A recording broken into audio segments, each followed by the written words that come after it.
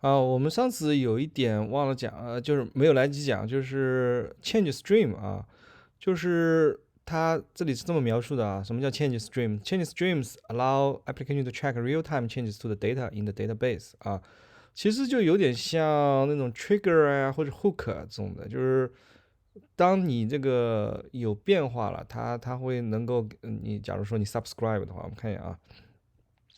Change stream provides a subscription mechanism for all data changes on a collection, a set of collections, a database, or across a full deployment. The aggregation framework is used by this feature. It allows application to filter out for few specific changes or to transform the change notifications received，对吧？就是说，如果你想关注某一个 collection 啊什么，它有变化的话，你可以就一旦它有变化，你可以 trigger 它啊。很多 database 有这种功能啊。The changes across a sharded cluster are kept ordered through the use of a global logical clock. This guarantee，但是注意，它的 clock 必须得一个 global 的，对吧？你不然有时差的啊。哪怕是微秒级的啊。This guarantees the order of changes and the stream notifications can be safely interpreted by the order of their receipt 啊。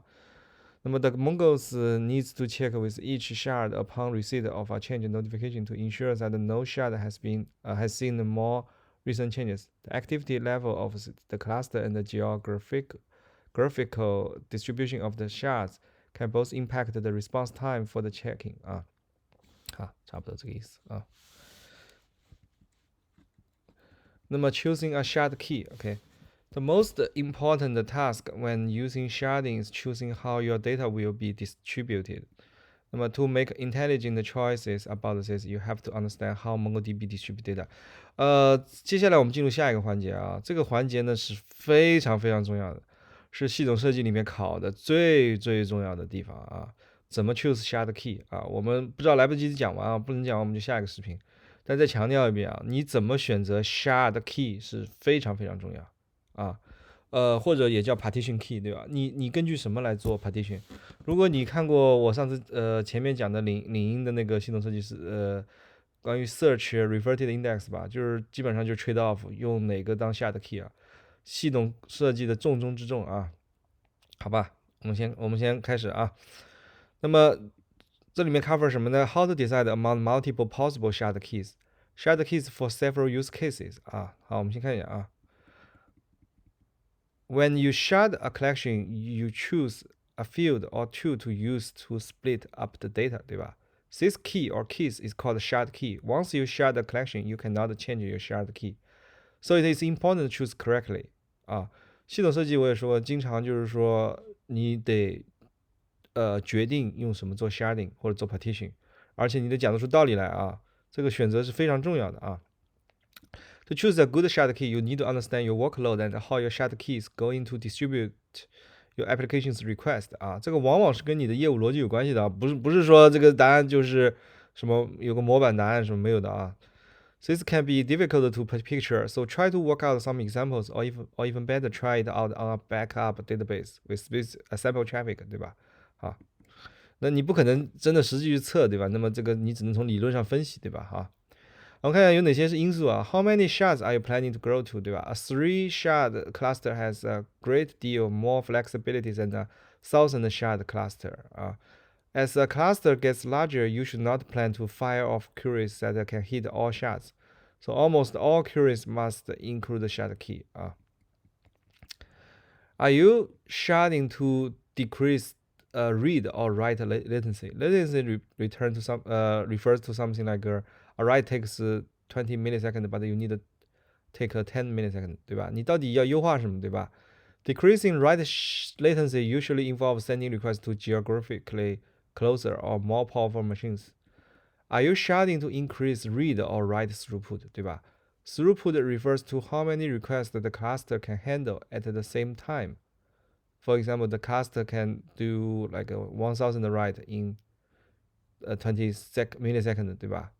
那么但是你呢，就是说你最终目的是要提高哪个的 throughput， 对吧？Increasing throughput usually involve adding more parallelization and making sure requests are distributed evenly across the cluster， 对吧？Are you sharding to increase system resources， 对吧？For example, 那个 MongoDB，比如说你要加 RAM 啊什么，对吧？好，那么这些呢是一些参考的话题的分析的因素啊，我们看一下。好，picturing distributions 啊，这是另外一个 topic。The most common ways people choose to split their data are via ascending, random, or location-based keys. There are other types of keys that could be used, but most use cases fall into one of these categories 啊。好，我们看一下，第一个是 ascending shard keys。Ascending shard keys are generally something like a date field or object ID, anything that steadily increased over time. An auto-incrementing primary key is another example of an ascending field, albeit one that doesn't show up in MongoDB much 啊，因为我们其实 ID 都是那种类似于悠悠 ID 的吧，对吧？Suppose that we shard on ascending field like ID on collection, using object IDs，对吧？Object ID 大家可以回去复习一下它的机制，它其实也是用 timestamp，对吧？那个实际上是 ascending 的，再加上后面5个byte，里面的话就是一部分 UUID，还有一部分自增的，最后3个byte 好像是自增的那个有 range 的，对吧？每个 machine 一个 range 啊，就是 starting 的 range，然后自增的，这样避免 conflict 啊。Like ID on collection using object IDs. If we shard on IDs, and the data will be split into chunks of ID ranges，对吧？看一眼啊，这里有个图啊。在看图之前，我们确认一下，the chunks will be distributed across our sharded cluster. Let's say 3 shards。好，我们看一下啊，这个 picture，这是 E 对吧 ？Main key 这是 object ID。好，这里它大概写了一些 range 啊。那么还有个图吧，那么它这里的话，大家看啊，这里就变成3个 shard，对吧？啊，好。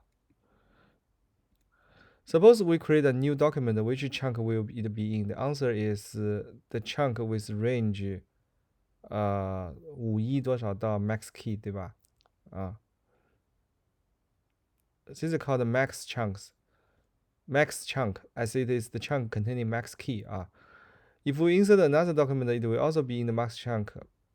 In fact, every subsequent insert will be into the max chunk. Every insert ID field will be closer to infinity than the previous one, so they will all go to the max chunk. 就是说，你这么分的话，你是按照 range 分的话，那么你这里就一直去这儿了，对不对？是吧？那么 this has a couple interesting properties. First, all variables will be routed to one shard 002。那么 this chunk will be the only one growing and splitting, as it is the only one that receive insert. As you insert the data, new chunk will fall off this chunk， 对吧？6-3，对吧？这里就一直在增长，对不对？This pattern often makes it difficult for MongoDB to keep chunks evenly balanced because all the chunks are being created by one shard。那大家看这个的问题是什么呀？就是说你明明有3个 shard， 对吧？但是你的写呢都去1个 shard， 那另外2个 shard 就是 idle 了，对吧？Therefore, MongoDB must constantly move chunks to other shards instead of correcting small imbalances that might occur in more evenly distributed system 啊。那么这里说，这里有个评语啊，就是 the move of auto split functionality to the shard primary MongoDB added the top chunk optimization to address the ascending shard key pattern.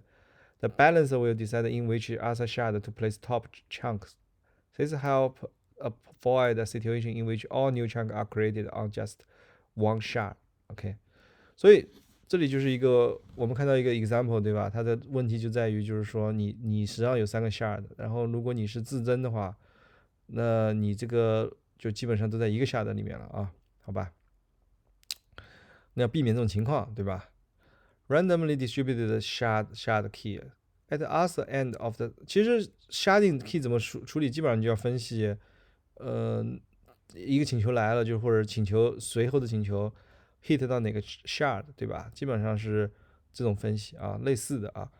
Randomly distributed shard keys. At the other end of spectrum are randomly distributed shard keys. Randomly distributed shard keys could be usernames, email address, UIDs, MD5 hashes, or any other keys that has no identifiable pattern in your dataset.